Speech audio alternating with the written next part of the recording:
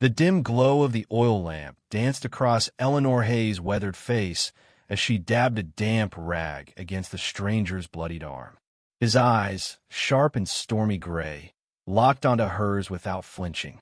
Outside, a fierce blizzard raged through the Montana hills, rattling the windows of her isolated ranch house near Silver Creek. But inside, the tension simmered hotter than the crackling fire. "You ought to hand me over," the man rasped, his voice gravelly like tumbling rocks. "There's a $1,500 reward on my head." Eleanor's pulse quickened. She knew this was no ordinary drifter, was the outlaw who'd hit the Union Pacific Bank in Billings just last month, leaving 2 guards dead in the dust. Yet her hands shook not from terror, but from a spark she hadn't felt since burying her husband a decade ago. The rag slipped from her fingers, and in that frozen moment, she wondered, what happens when a proper widow tangles with the West's most wanted killer? And when the marshal's men close in, will she pick her spotless name or the fire in her veins? Eleanor Hayes had laid her husband to rest 10 years back, along with any notion of passion. At 56, she'd settled into the role the folks in Silver Creek expected, a pillar of decency, with her silver-streaked hair tied back, dresses high-necked and plain, and a demure nod during church gatherings. No one suspected her wilder days before marrying Samuel Hayes had tamed her. That bitter January night in 1882, as snow piled high against the cabin walls, Eleanor mended a quilt by the hearth. A pounding at the door shattered the quiet no sane soul ventured out in this whiteout. She cracked it open to find him, tall as a lodgepole pine, dark curls matted with ice and blood, his coat stained crimson at the bicep. His gaze pierced her like a knife. "Ma'am, I'm hurt bad. Need shelter." She should have bolted the door, yelled for help from the distant neighbors. Instead, she waved him in. Wyatt Kane collapsed onto her kitchen chair, trailing blood on the scrub planks. She'd heard the tales at the Mercantile how he'd blasted through that Billings heist, guns blazing, civilians caught in the crossfire. "Sit still," she ordered, her tone firmer than her racing heart as she boiled water and fetched linen strips. Glancing at him, she noted his rugged build straining his torn shirt. When she peeled back the fabric, her fingertips grazed his skin, sending a jolt through her core. "You recognized me," he stated flatly. "Yes, and I'm patching you up anyway." Eleanor met his stare. She'd forgotten what it felt like to be seen not pitted as the grieving widow, but truly seen. Wyatt's eyes traced her form, lingering where her dress hugged her curves, making her cheeks burn. "What's your tale, Mrs. Hayes?" As she bandaged him, ignoring the flex of his muscles, she paused. "Eleanor Hayes. And tales are for campfires. Everyone's got one." He pressed, his voice softening. "A lady like you, out here alone? There's history. A lady like you, not a saintly widow." Her touch lingered. "I wasn't always a miner's wife."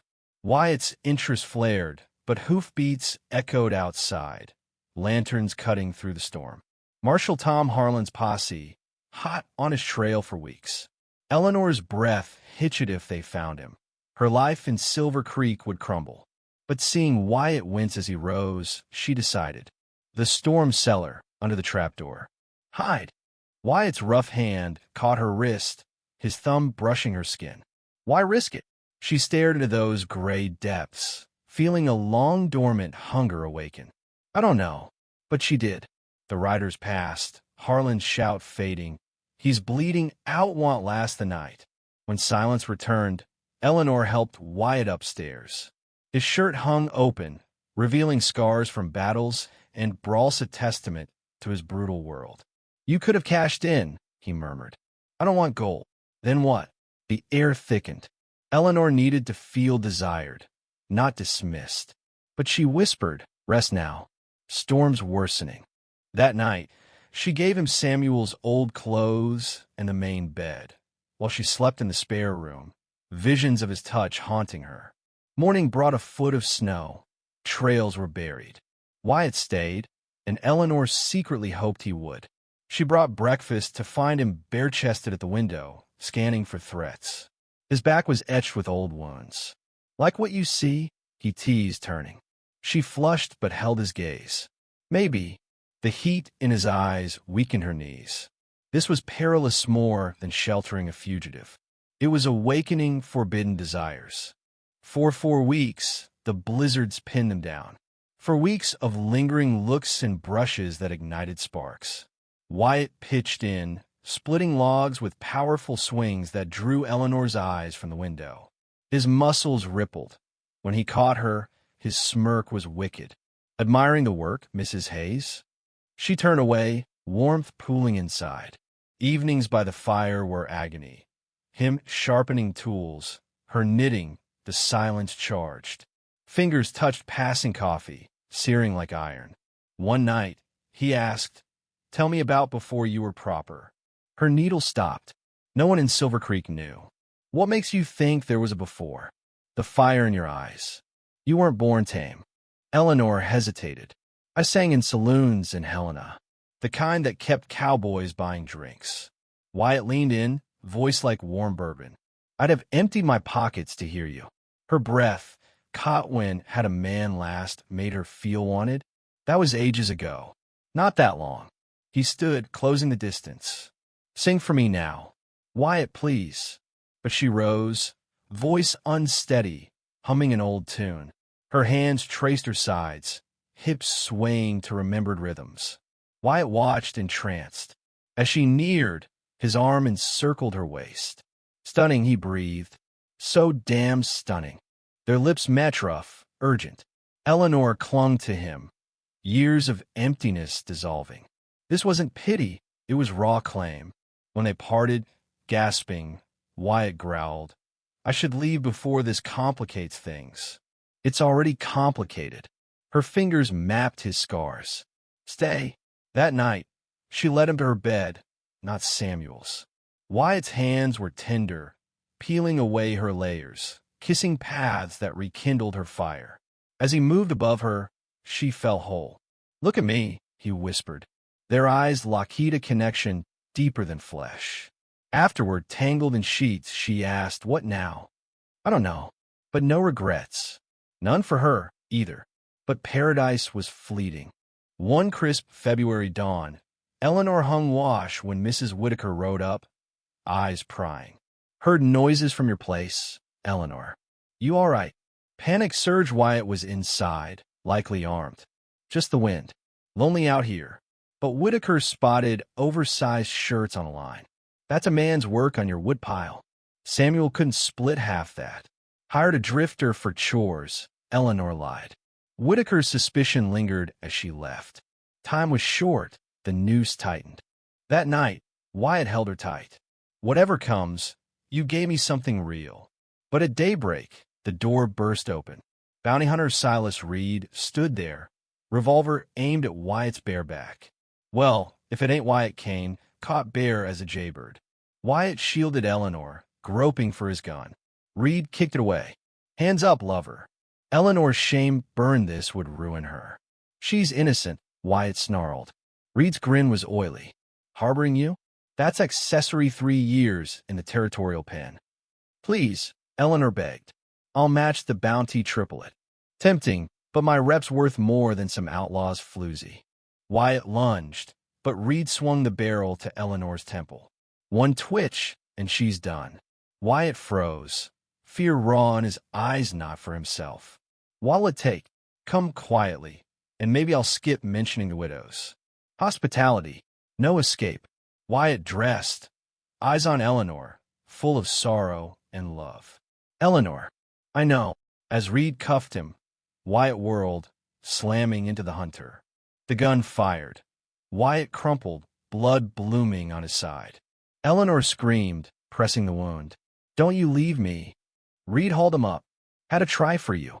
"Dragged out," Wyatt called. "You saved me more than you know." Days later, Marshal Harlan visited. Eleanor had scrubbed the blood, burned the linens. Questions about Kane. She held firm, sheltered a hurt stranger in the storm. "That's all." Harlan eyed her knowingly, but Reed's report spared details. Wyatt a fleeting deceiver. Trial in Helena next month. Likely 15 years. 15 years Wyatt will be pushing 60 if he survived. Will you testify? If needed. Harlan tipped his hat. You're a kind soul, ma'am. Alone, Eleanor sobbed. Kind? If only he knew. The trial drew crowds. Eleanor, veiled in black, sat back. Wyatt in irons, unbowed. She testified coolly. He posed as a lost traveler. I offered aid. Her words stung, but were necessary. The Billings dead sealed his fate 15 years in Montana Territorial Prison. As they led him away, his lips mouthed, "Thank you." The years dragged. Silver Creek modernized rail lines, stores, but Eleanor endured, aiding the church, nursing the ill, her secret buried. She never wed again, turning down suitors, claiming loyalty to Samuel. Truth, her heart was caged 300 miles away. Monthly, she'd travel to Butte on errands, then slip to Deer Lodge, funding Lawyer Harlan's charity for inmates. Books, blankets, and care reached Wyatt, unknowingly scented with her rosewater. Harlan assumed piety. She loved in shadows. Boxes of unsent letters piled under her bed, confessions, memories, vows. My dearest Wyatt, one read on his 45th birthday. Prison may steal years, but not us. I'd trade respectability for one more touch. She aged 60, 65, aches deepening, but devotion unwavering. Fearing death first, at 68, she boosted his legal fund anonymously. Wyatt Kane walked free in 1897, 15 years served, good conduct, and hidden aid shaving time. At 52, grizzled and reflective, prison had honed him literate, skilled in woodworking, hopeful. Silver Creek gleamed with progress, electric lights, automobiles. Her old ranch housed a family now. The wife warily eyed him. The former owner, Eleanor Hayes, passed last winter, influenza, buried up the hill. At her grave, sunset gilded the stone. Eleanor Hayes, 1826 to 1896, cherished by all who knew her spirit. Beneath, a faded envelope for Wyatt. Inside, my love, I held on as long as fate allowed. You taught this old heart to beat again, until eternity unites us, forever yours, Eleanor.